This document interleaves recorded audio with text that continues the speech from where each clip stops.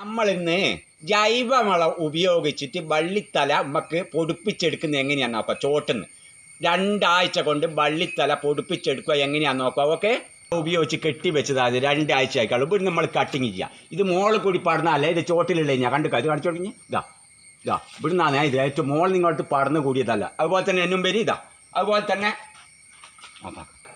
ഇങ്ങനത്തെ ചോട്ട് നമ്മൾ എടുക്കേണ്ടതാ. ഇവിടുന്ന് മുറിക്കുക. ഇവിടെ ഇത് കണ്ടങ്ങൾ ഇവിടുന്ന് ആദ്യം പൊട്ടിങ് തേക്കും. ഇവിടുന്ന് ഇത് ജൈവവളം ഉപയോഗിച്ചിട്ടാണ്.